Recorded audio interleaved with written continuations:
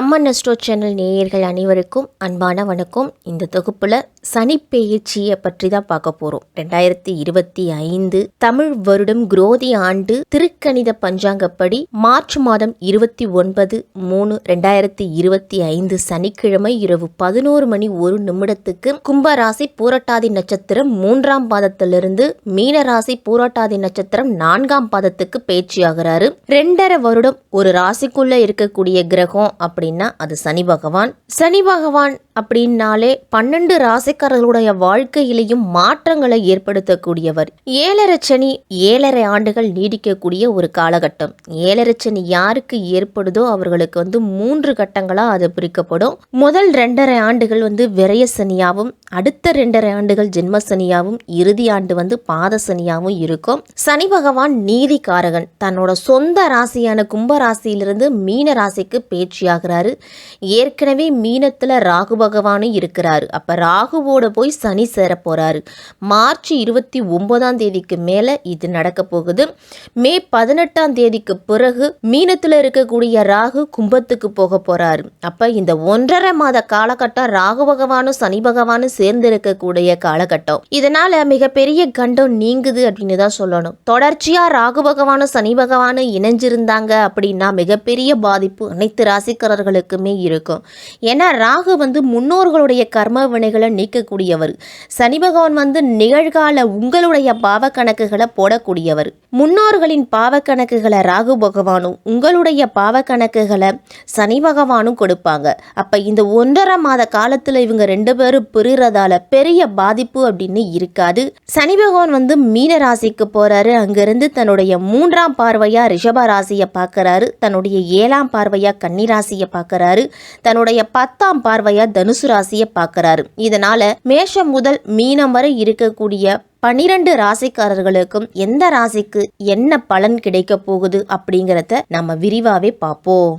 ரிஷப ராசிக்காரர்களுக்கு இந்த சனி பெயர்ச்சி எப்படி இருக்க போகுது அப்படின்னா, இதுக்கு முன்னாடி உங்க ராசிக்கு சனி எங்க இருந்தார் அப்படின்னு பார்த்தோம்னா 10ஆம் வீட்டுல தொல்ஸ்தானத்துல இருந்தார். இப்ப 11ஆம் வீட்டுக்கு மாற போறார். சனி யாருன்னு பார்த்தா உங்க ராசிக்கு 10ஆம் வீட்டுக்கும் 11ஆம் வீட்டுக்கும் அதிபதி. அவர் லாபஸ்தானத்துக்கு வரப்போறாரு. அதே மாதிரி சனி பகவான் தன்னுடைய 3ஆம் பார்வையா ரிஷப ராசியை பார்க்க போறாரு. ஜென்ம சனியால வெளியில சொல்ல முடியாத அளவுக்கு பிரச்சனைகளை சந்திச்சுட்டு வந்த ரிஷபராசிக்காரர்கள் இந்த 2025 மார்ச் 29ஆம் தேதி நடக்கக்கூடிய சனி பெயர்ச்சி நீங்க மறக்க முடியாத அளவுக்கு நன்மைகளை செய்ய போகுது. பட்ட துன்பங்களிலிருந்தெல்லாம் விடுதலை ஆகக்கூடிய பெயர்ச்சியா இந்த சனி பெயர்ச்சி அப்படிங்கிறது ரிஷபராசிக்காரர்களுக்கெல்லாம் இருக்கும். சனி பெயர்ச்சியால நல்ல பலன்களை பெறக்கூடிய ராசி அப்படின்னா அதுல ரிஷபமும் ஒன்று. ரிஷப ராசிக்கு 11ஆம் இடத்துல லாபஸ்தானத்துல 30 ஆண்டுகளுக்கு பிறகு சனி பகவான் அமர போறாரு. வெளியில சொல்ல முடியாத அளவுக்கு பல்வேறு விதமான பிரச்சனைகளை உங்களுக்கு இருந்திருக்கும். ஏன்னா இதுவரைக்கும் ஜென்ம குரு அப்படிங்கிறது நடந்து வந்தது. ரிஷபராசிக்கு அதிபதி சுக்கிரன். பார்த்தா பளிச்சென்று ஆடம்பரமாகவும் தோற்றம் அளிக்கும் உங்களுக்கு வெளியில சொல்ல முடியாத அளவு பல பிரச்சனை அப்படிங்கிறது இருந்திருக்கும். ரிஷபராசிக்காரர்கள் தாங்க இருக்கக்கூடிய இடங்களை எப்பொழுதுமே செழிப்பா வைத்திருக்கக்கூடியவங்க. பலரையே தங்களுடைய பக்கம் ஈர்க்கக்கூடியவர்களாகவும் இருப்பீங்க. ஜென்ம குருவோட பாதிப்பால 8 மாதங்களா பல்வேறு பாதிப்புகளையும் நீங்க சந்திச்சுட்டு வந்திருப்பீங்க. லாபஸ்தானத்துல சனி பகவான் வருவதால உங்களுக்கு பூரணமா லாபத்தை கொடுக்க போறாரு. தொட்ட காரியங்கள் அனைத்துமே உங்களுக்கு தொடங்க போகுது. சனி பகவான் பாதகாதிபதியா இருந்தாலும் ராசி அதிபதிக்கு நட்பு கிரகம் என்ற அமைப்புல வருவதால ரிஷபராசிக்கு பாக்கியத்துக்கும் திரிகோணத்துக்கும் அதிபதியாகவும் சனி வராரு. 10ஆம் அதிபதி 9ஆம் அதிபதி 11ஆம் வீட்டுல பயணிக்கிறது ரொம்ப நல்லது.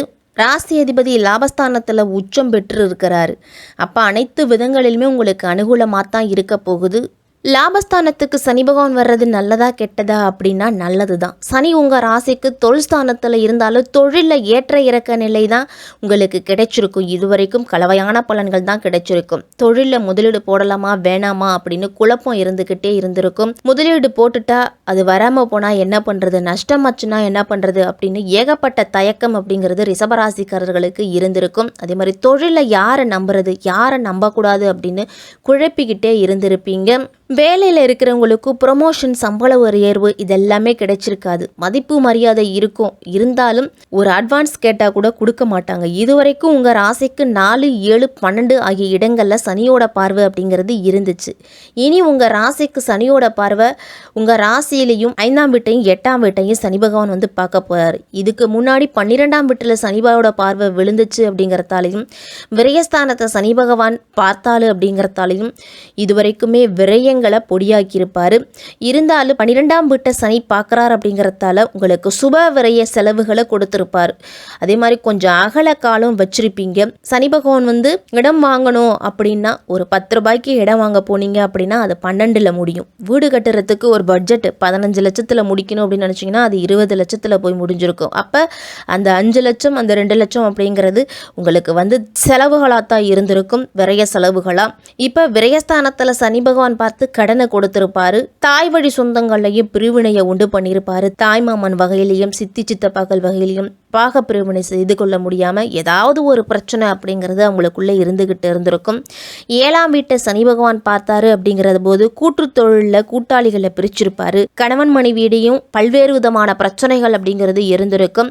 இந்த 2025 சனி பயிற்சிக்கு பிறகு சனி பகவான் வந்து உங்கள் ராசிக்கு லாபஸ்தானத்துக்கு வரப்போறார். இந்த காலகட்டம் ஒரு அற்புதமாக இருக்கும். மற்ற கிரகங்களுமே உங்களுக்கு சாதகமாக தான் இருக்க போகுது. சனி பயிற்சி காலகட்டத்தில் குரு உங்கள் ராசியில் இருக்கிறாரு. மே மாதத்துக்கு பிறகு குரு உங்க ராசிக்கு தனஸ்தானத்துக்கு வர போறாரு. அப்ப காசு பணம் கொடுக்கிற இடத்துக்கு குரு பகவான் வர போறாரு.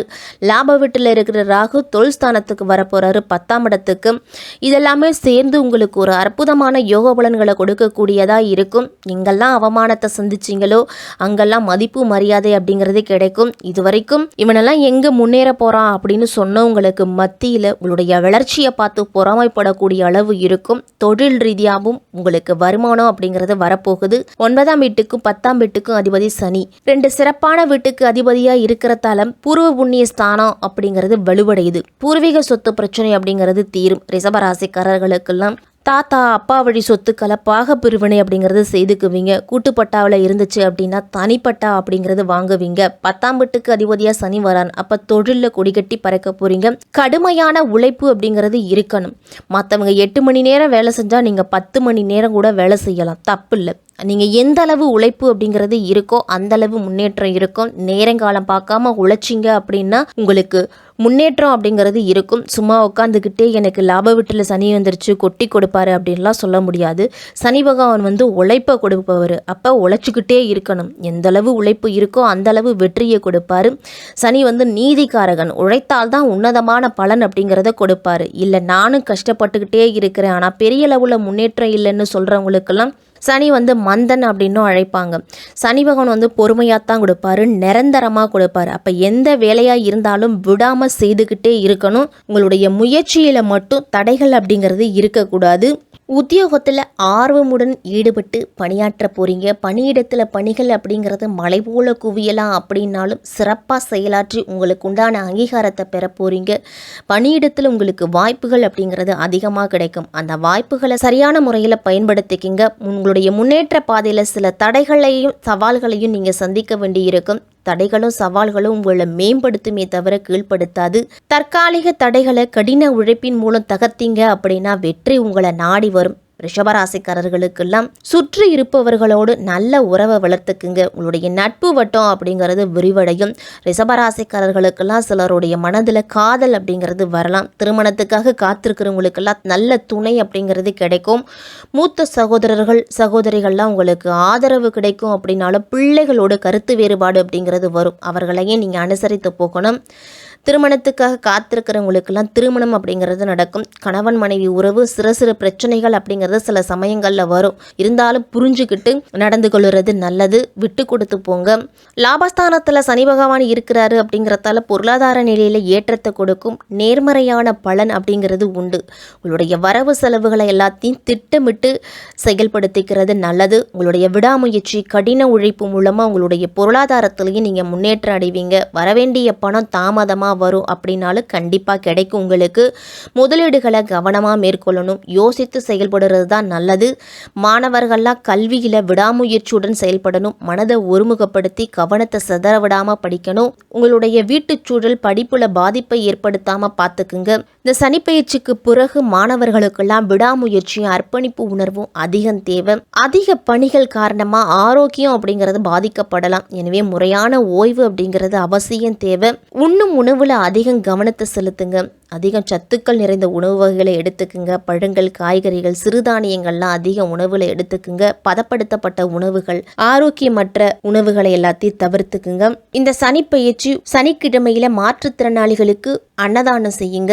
சனிக்கிழமை தோறும் ஆஞ்சநேயருக்கு நெய் தீபம் ஏற்றி துளசி மாலை அணிவித்து ஆஞ்சநேயரை வழிபட்டுட்டு வாங்க.